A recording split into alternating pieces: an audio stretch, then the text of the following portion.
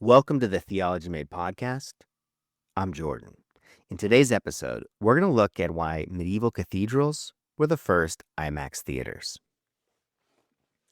It's the year 1240, and you're standing in the middle of a construction site unlike anything you've ever seen. Stone blocks the size of horses hang from ropes.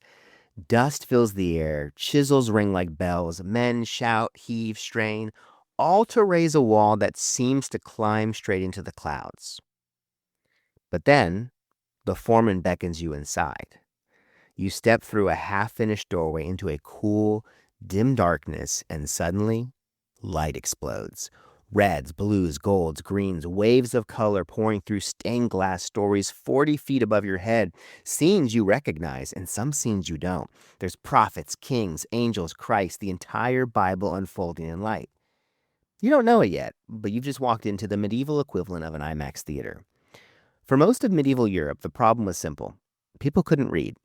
And it's not because they were lazy, it's not because they didn't care, but because literacy, it belonged mostly to monks, nuns, and the occasional scholar or merchant. So how do you then teach scripture to a world that can't read scripture? And the church tried all kinds of things: sermons, traveling preachers, mystery plays, songs and chants, carved crosses, and holy icons. And all of them played a very important part. But none could create the awe like architecture. And so the question wasn't just how do we teach them? It was how do we overwhelm them? How do we make the story of God unavoidable? And so cathedral builders did something radical. They decided to build theology. Not only write about it, preach about it, argue it, but build it in stone, glass, and light.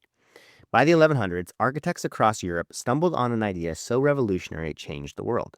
Light could preach, but only if they could get more of it inside the building.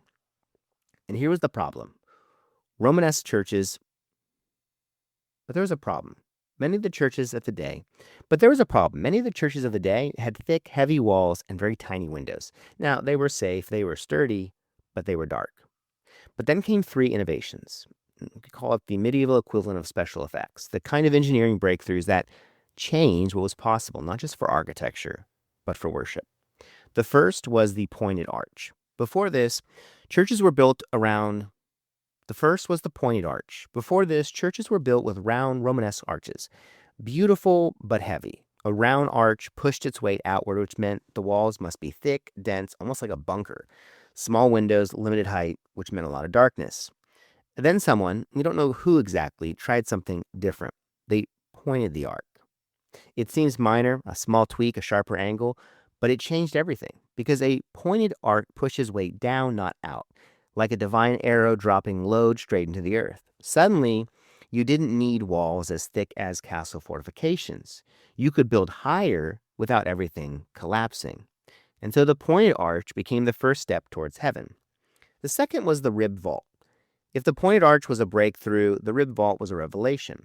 Imagine the ceiling of a church not as a flat slab, but as a stone skeleton, ribs crisscrossing, forming a web of support. These ribs carried the weight, not the solid mass of stone between them. Kind of like architectural jujitsu. Instead of fighting gravity, they redirected it, channeling the force along elegant lines.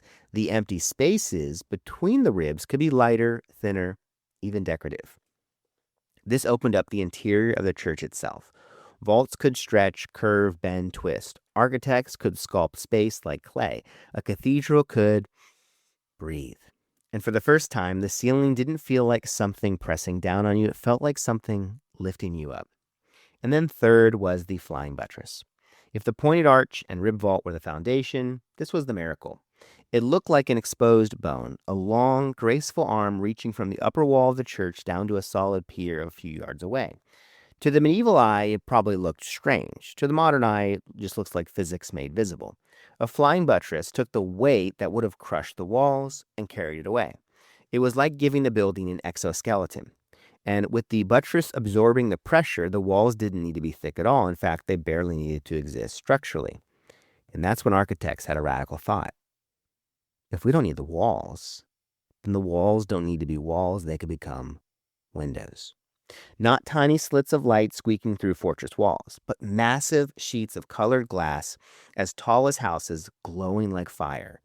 When those three innovations, pointed arch, rib vault, flying buttress, finally met in one building, medieval Europe gained something it had never seen before: a storytelling machine made of light. So imagine being a peasant. You walk into a cathedral, you can't read Latin, can't read anything at all, but then you look up. A wall of glowing sapphire and ruby telling the entire story of Genesis. Adam brought to life in a swirl of green glass, the serpent curling around a blood-red tree, Noah hammering a boat in amber light. You look to your right.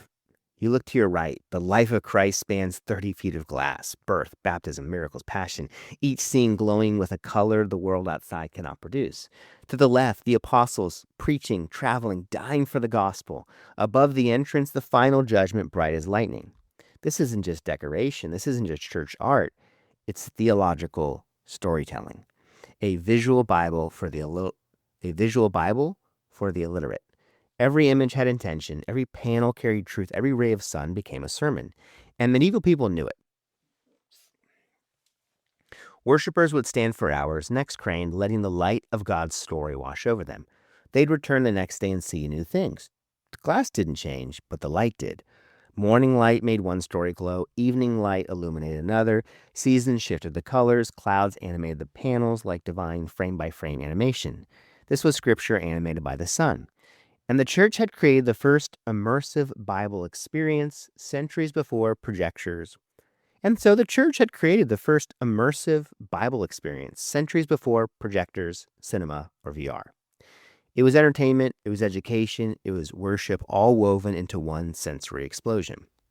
And if medieval people had a word for it, they might have used the same one we use today: spectacle. But they understood something we often forget. A spectacle can teach, beauty can shape the soul, light can preach. It was edutainment before edutainment had a name, and it worked better than any screen we've built since. But visuals were only half of the medieval IMAX. The other half was sound. Cathedrals weren't just designed to be tall, they were designed to sing. A single voice could echo for 6 or 7 seconds. A choir, it sounded like the walls themselves were worshiping. Gregorian chants floated through the air like sonic incense. Organs, primitive, thunderous, booming, filled the space with vibrations that shook your chest. Medieval worship wasn't quiet, polite, or background music. It was surround sound, a sensory experience engineered to make you feel small and to make God feel impossibly big. Today we talk about worship experiences with lights and haze machines. In the 13th century, today, you go into a modern church and you have a worship experience with lights and haze machines. In the 13th century, the only haze they had. Now, skip that. Everything inside the cathedral was deliberate. Columns modeled after trees, Eden. Cross-shaped floor plans, the crucifix. Vertically, the ascent to God. Labyrinths carved into the floor, the Christian journey. Rose windows, creation, time, eternity. Saints and martyrs, the cloud of witnesses. Even the very height taught theology. Even the height taught theology. A cathedral teaches you without saying a word. God is higher than you, holier than you, older than you, stronger than you, but he invites you upward. You didn't just walk into a building, you walked into a worldview.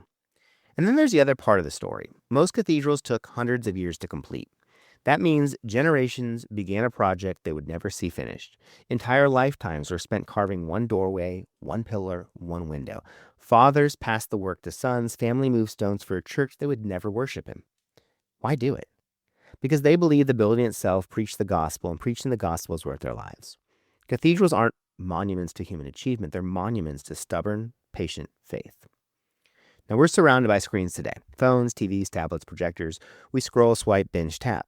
But none of it holds, pun intended, a candle to a medieval cathedral. Because a cathedral wasn't just information, it was formation. You didn't consume it, you were consumed by it. And maybe that's what we've lost. The medieval cathedral teaches us something modern Christianity desperately needs to remember. Truth isn't just taught, it's embodied. Good theology should overwhelm you. The beauty of God should rearrange you. And sometimes the most powerful sermon isn't spoken. It's built in light and stone and silence. So the next time you step inside a cathedral, or you see a stained glass window, or you hear a choir echo through a sanctuary, don't rush past it. This isn't old architecture. This is ancient innovation, preaching at you, inviting you to look up and see the story of God unfold in light. Because before we had projectors or movies or IMAX, we had this, a building that could take your breath away and give it back again as worship.